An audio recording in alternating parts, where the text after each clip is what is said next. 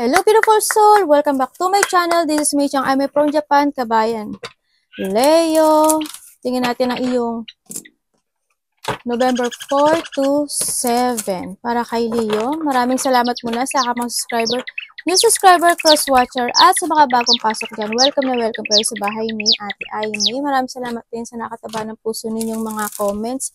At sa mga nagpa-personal reading, maraming salamat. Kung gusto niyo na personal reading, at energy nyo lang talaga, ang gusto nyo makuha natin, all the details is nasa baba po ng video. This is a general reading, kabayan Leo, kung wala ang sayo, at itapon ang hindi sayo. Kuha tayo ng iyong angel number. Ha? Maaring ito isa vice versa. Maaring energy mo, energy ng person mo, o energy ng malapit sa puso mo. Maaring nangyayari, or mangyayari pa lang. Use your own intuition. Lawakan natin ang ating isipan. Thank you. Commitment daw, oh. Tingnan natin. Baka nakakita kayo ng mga ganitong number, ha. 2424, good time. Siguro, when it comes sa good time, siguro dito yung, may mga relaxation, ganyan. Magiging maganda at panatag ang, Tingnan natin, blessing in disguise. Wow! May laki ang pagbabago mangyari sa'yo. Leo.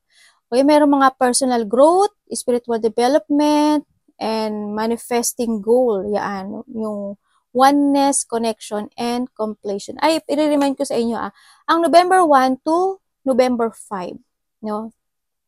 Yan po yung the best day, o the best, yung 5 days na yan, is yan yung manifestation, malakas yung manifestation nating lahat buong mundo. Yan yung time na malakas ang manifestation. Ibig sabihin, possible na yung mga manifestation natin is matupad kaagad. Okay?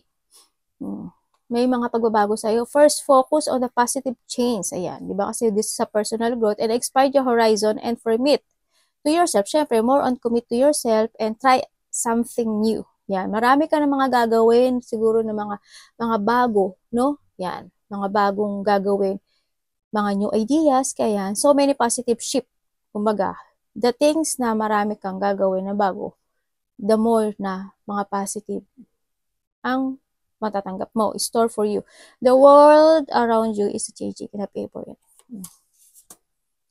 Blessing in the sky ay mga obstacle. Ibig sabihin is, is structure to yourself, Ito this is the time na magkaroon ka ng great shift, na magkaroon ka ng pagbabago or grow to yourself na i-structure mo uli yung sarili mo, no? Buuin mo uli yung sarili mo, ganyan. Kumbaga, yung mga obstacle na yan, kumbaga, dito na yun is, if you are focusing more to yourself, di ba? Mas maraming mag-ship sa'yo. Yung mga obstacle na pinagdadaanan mo, wala yan. May wala yan, eh. Oo, yan, di ba? Kumbaga, ito na yung, you need to work hard or ibigay mo yung hardship mo. Yan, babalik na yung strength mo, ganyan. More on experience, diba? Sabi nga dito is, the more na new experience na gagawin mo, the more na malaking positive na shipment ang mangyari sa'yo. There might be some difficulties ahead, but you will push through. Yan, work hard talaga, no? You got this. Maari sa trabaho man yan, sa relationship man yan, kung saan parte man ng buhay mo yan, ha? And if you have been struggling or feeling lost, the wind of change, diba, magbabago talaga kasi will blow into your favor. Suffering or feeling lost, some things may fall. Siyempre, hindi yun basta-basta magbabago, ha. Kung hindi ka rin magbibigay ng effort, hindi yun basta magbabago, diba? But you're building the framework to something much better. Hunger, yan. Yun ka sa, alam mo, basta the more mo you're focusing yourself kasi, the more na maraming achievement, yan. Maraming mangyaring happiness, enjoy sa'yo. And the good times, yan, leisure rest, this is a time na siguro it's time to take a rest. Kasi pag sinabi mo kasi na for din is more on focusing to yourself, mag-relax ka, mag-rejuvenate ka, magbigay ka ng time sa sarili mo. Siguro this week is parang more on relaxation, no? Yan. Kasi the more na magre-relax ka, the more na mag-focus ka sa sarili mo, the more na positive things ang ma-attract mo. No? Sa nakita ko dito. Talaga there's a great shift na mag-angyari sa buhay mo. And affection, kindness, and happiness. Yan, pleasure. Meron yung mga ano, no? Yan, yung iba dito is sa holiday. Ibig sabihin, may mga kasiyahan. Ganyan, ako nakita sa'yo. You will attract talaga, no? Nakaka-attract ka naman na ano eh. Magnetic ka nga eh. You are worthy of affection, leisure, and pleasure. Yan, o, diba? Maraming ma-attract mo yung mga nasa paligid mo this time. If you tell your family and friend how you feel, you find that you are on the same page and can work together effectively. Many people are rooting for you, o, diba? If you spread love, it will find its way back to you. Yan. Multiply pa yan. Pag binispread mo daw yung pagmamahal mo sa paligid mo, 3 times ang babalik sa'yo. Diba? Congrats. Eto ka ngayon. Tingnan natin, ano ang energy mo this time? Leo. Anak, hawak ka dyan. Energy ni Leo. 4 to 9. Yan, this is a time na ano, no? Yan, mag-holiday na kayo. Ganyan. Mag-good times kayo. In a good way, ha? Oh my God. Oh, Debbie lang energy mo. Okay lang mag-good time, pero kailangan is in a good way, ha? Yung page of coin. Okay, mukhang yung pag-good time nyo medyo hindi good, ah. Tignan natin, ha? Bakit?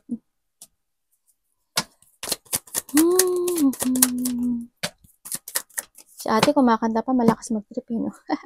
Puro page. Okay, ito na. Okay. Ang energy mo ngayon is, okay ka lang mag-good time. Pero, higpitan mo yung kapit mo sa pera mo, sa paggastos at maglabas, ha? Okay? Ang nakita ko dito, it's more on relaxing talaga, good time, traveling, exploring, and andito yung adventure din ang nakikita ko dito, and maraming tukso ang darating sa'yo this time, no? Isa na yon is pagdating sa pera. Huwag kang magpatukso.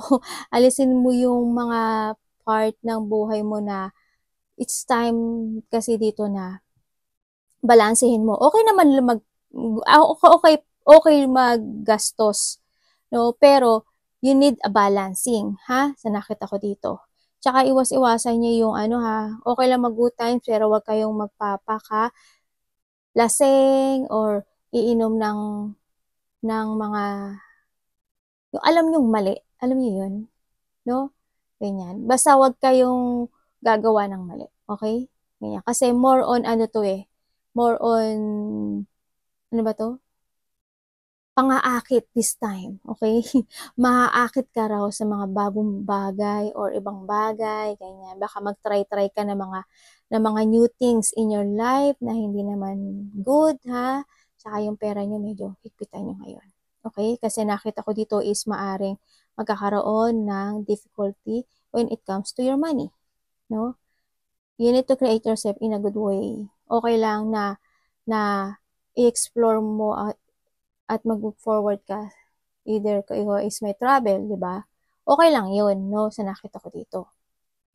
Basta, in a good way, ha? Huwag kang papaano sa tukso. Huwag kang papatrap dun. No? Kontrol mo yung sarili mo. No? Kailangan balance. Always balance. Okay lang din na tumulong. Always balance. Okay? Kita ko dito. Siguro iba sa inyo nga is may travel, no? Sa iba. Tingnan natin ang dapat iwasan. Yan ang energy mo, ha? Maraming tukso. Ano ang energy ni Leo? Ay, energy. Ano dapat? Anong parating? Hindi ba? Nalito si ate. Anong parating kay Leo?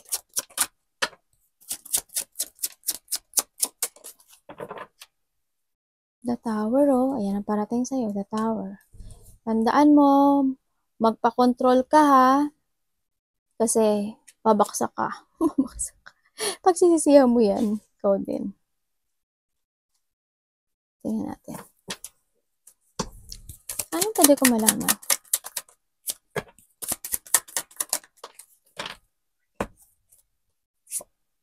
Okay.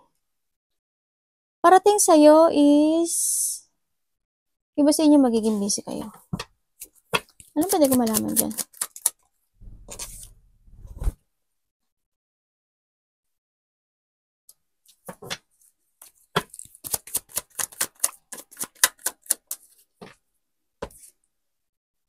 Okay. Magiging busy kayo, no? Ang parating nyo is busy.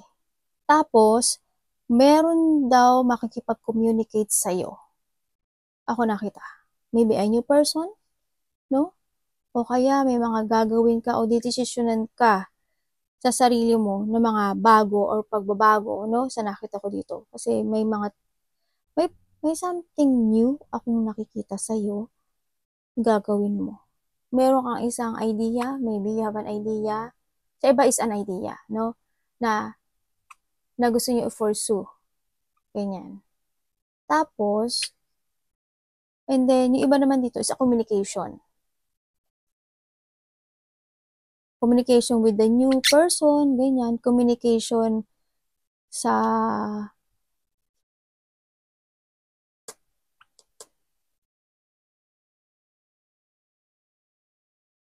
this is sa changes. Kukuhanin ko lang to ha. Gusto ko, ayoko magsalita nang hindi ako sigurado. Gamitin mo yung utak mo ha. Okay.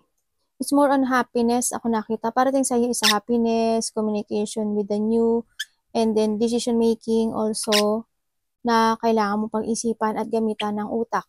Okay?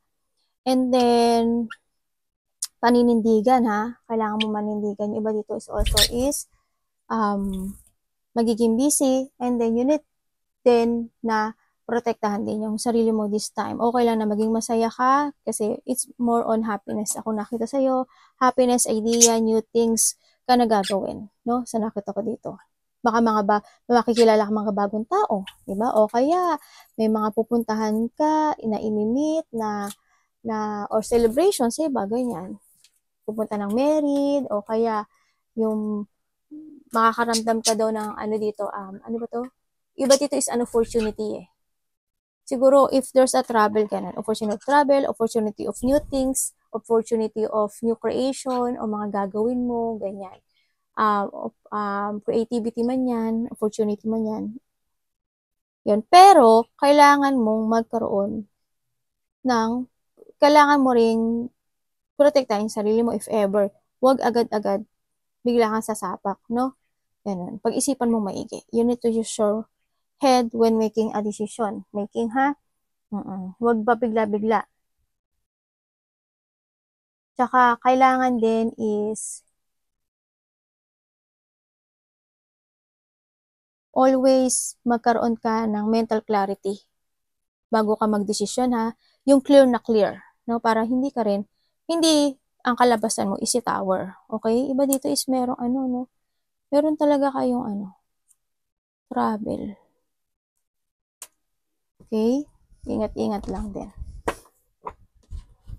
Anong dapat iwasan? May mga celebration, Anong dapat iwasan nila yun?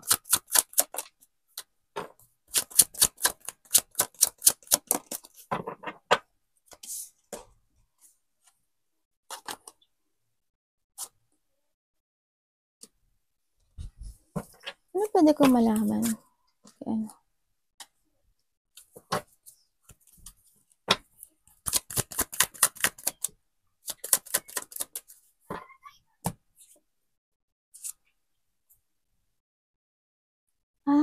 okay. Patayin ko nga.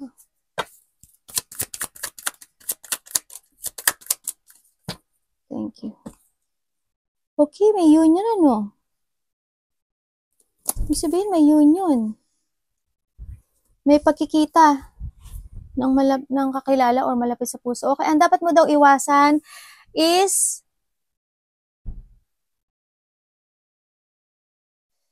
sabi ko sa'yo, okay lang mag-enjoy.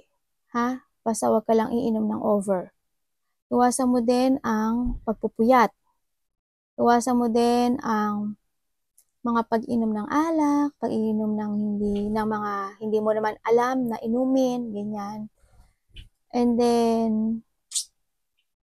also, this is a pagod, no? Tapos, merong isang bagay ka na gagawin in your life na passion mo. maybe travel or ideas or things na excitement, no? Sa nakita ko. Kasi it's more an excitement din ako nakikita sa'yo. Pero you need to be aware. Ang sinasabi dito ng angel mo, ha? You need to be aware. Okay lang na makipag-banding ka kahit kanino, bagong tao man yan, o if you have a travel, basta, sabi ko sa'yo dito, isipin mo at gamitin mo yung utak mo. Ha? Ang iwasan mo is, kasi this is more on water. Diba? Ibig sabihin, you need to trust to your intuition. Kung alam mong mali, huwag mong gawin. Magpuyat. No?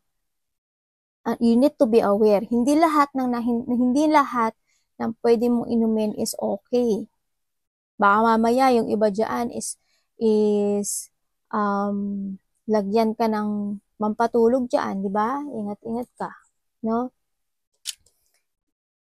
Basta you need to be aware sa lahat.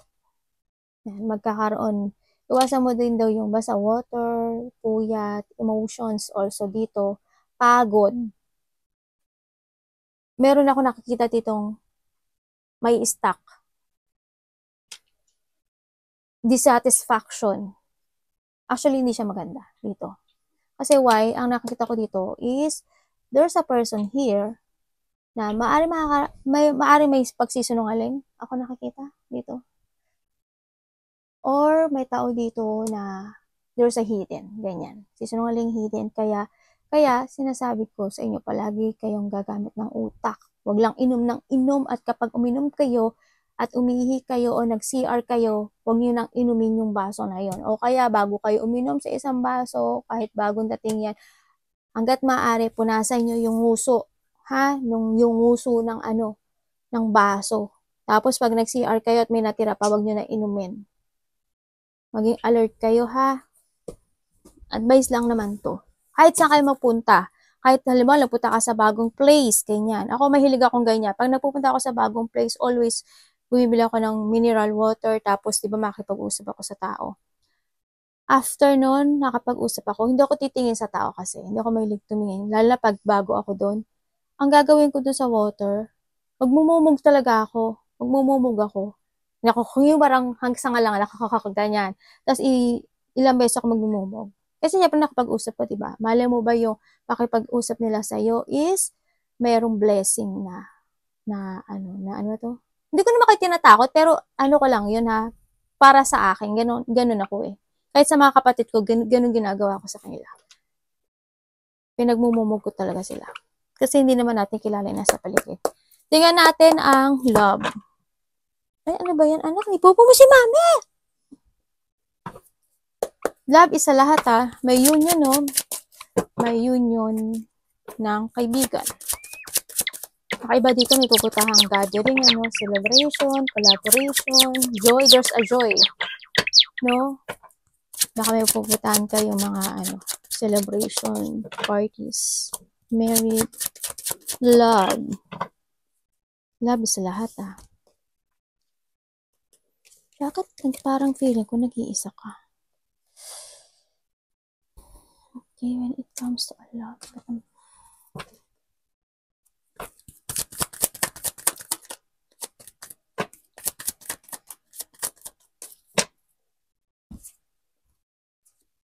Strange, oh. Pinalo.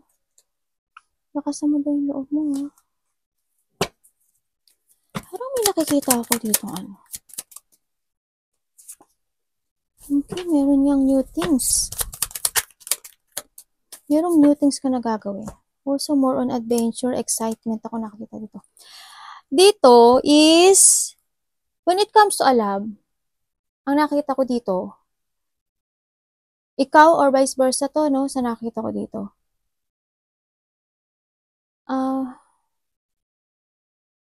Meron dito isang tao na very attractive sa'yo. Or ikaw, ha? Ganyan. Very attractive sa'yo.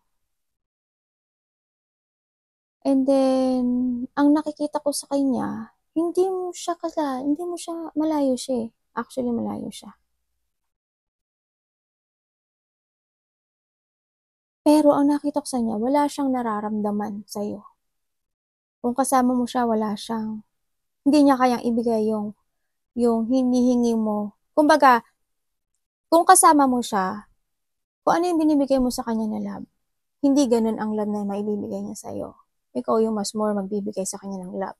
Kung ito is a person na hindi naman kayo magkasama, ganyan, nakita ko dito, there's a person here na hindi niya kayang ibigay yung pagmamahal niya sa'yo. Yan ang nakita ko.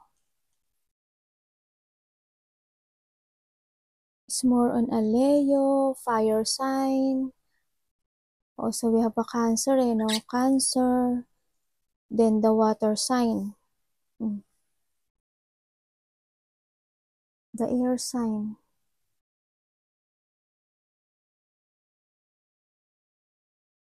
Aries to, ah.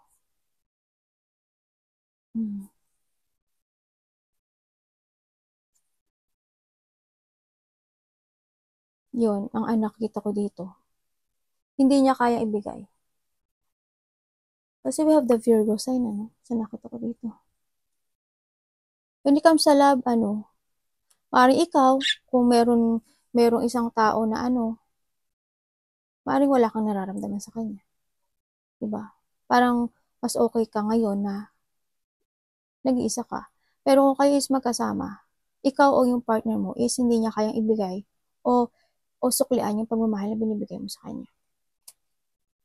Pero lakasan mo lang na yung loob mo. No? Sa nakita ko dito.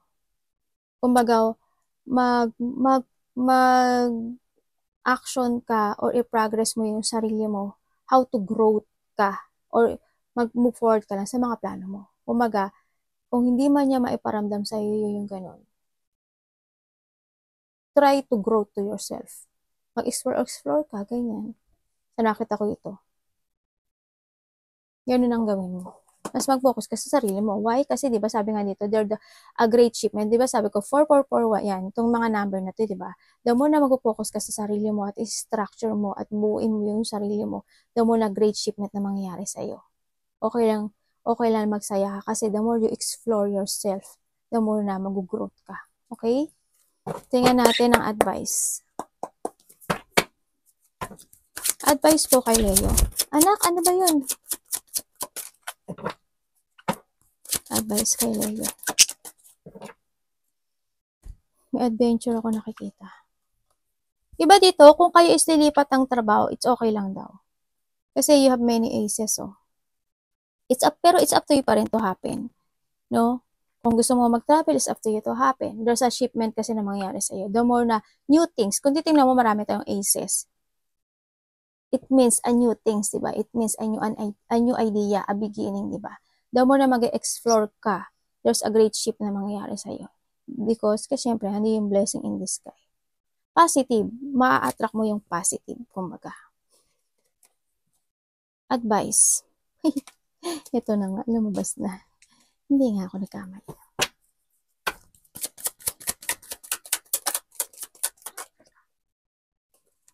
Sandali lang. Bakit po yun? Bakit? Ano? Kilo, ano po yung anak? Ano yung anak? Halika nga dito, halika nga dito. O, diba? The Fool and the Two of Wands. Bakit? Advice sa'yo. Ang dami mo talagang aces. Wow, grabe. Congratulations talaga sa'yo. Congrats na congrats ako sa'yo. Oo, di ba? Yan pa aces mo, oh. Di ba? Okay. Ibig sabihin, it's more ideas ka dito, no? Kasi ang advice sa'yo is, you need to very careful sa lahat ng iyong magiging plano. Okay? Kasi, yung future mo is nakasalalay daw sa iyo. Okay? Kaya, you need very careful to all your decision. You need to prepare. And, kung alam mo naman na may doubt ka, pag-isipan mo maigi. No? Para hindi ka mag-mess. And then, sinasabi dito na, ang dami mong aces talaga, oh. Sabi rin dito na, start a new beginning. Start a new beginning with yourself. Ibig sabihin, valuing your money or your coin, no? Sa nakikita ko dito. pahalagahan mo na kasi ang nakita ko sa iba sa inyo is nagkakaroon yung iba sa inyo ng problema when it comes to money, no? Nagkakaroon ng struggle, no? Or magkakaroon kayo ng struggle pag hindi nyo binalyo yung inyong money. And then, kumbaga, baguhin ang lahat dito, no? Make sure na, kasi this, more on stability, no? Think the future na magkaroon ka ng stability in your life, no? Be organized, maging organized kayo, and then, okay lang naman na tumulong, no?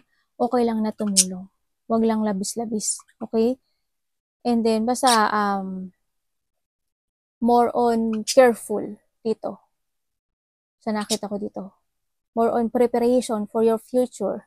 Sa nakita ko rin dito. And, alam ko na naman na supportive ka. Basta, ang ano lang nakita ko is more on practical. Kailangan mo maging practical sa ngayon. Mag-umpisa kang muli. Kung dati is hindi ka nakakaipon ng pera, ganyan, at nagiging magastos ka, yan. Start a new beginning in your life. Ngayon is maging careful ka na sa paglalabas ng pera, diba? Pag may pumasok, diba? Wag agad yung, ay, may darating naman sa next, gagastusin ko na to, wag ganon. No? Baguhin mo daw yung mga bagay-bagay na yun. Kasi why, magkakaroon ka ng problema. Kailangan meron kang balancing. Hindi ko naman sinabi huwag kayong gumastos. Kailangan more on balancing. Bakit ba puro nakikita ko? Siguro ang gagas. Ang gasto siguro ng Leo, no? Pero this time is, we have the great shipment kasi. Ibig sabihin na handito na kayo sa more on, balancing, no? Sa nakita ko dito. Yan. Para matapos na rin yung iyong mga problema with comes to yourself. Naku. Mukhang balance balance lang Kailangan nyo magpakatagtag. Discipline, also discipline, no? Kailangan nyo kontrolin ang sarili nyo. Always, basta organize, logic, organize, discipline, and clarity. Kung ito ba is kailangan kong bilhin, kung ito ba is kailangan tulungan siya, or kung ito ba is kailangan, kasi, when it comes kasi sa pagtulong, maraming mas karapat dapat na tulungan, di ba? Pero it's up to you naman yun. Nasa sayo naman yun. Wala sa akin. Ikaw pa rin, ikaw ang magpapasya dito. Pero kung ano yung dati, hindi naman sa pagtulong. Halimbawa, when it comes to your partner, ganyan. Kung may partner ka, kung labis-labis na masyado mo na siya iniintindi, tapos parang ikaw lang nag-iintindi ng lahat sa kanya. Di ba? Kailangan balance. Di ba? Kaya nga we have the full Kailangan beginning na uli. Diba? You need to be aware na. You need to learn from the past talaga. No? Arigatou namaste. God bless.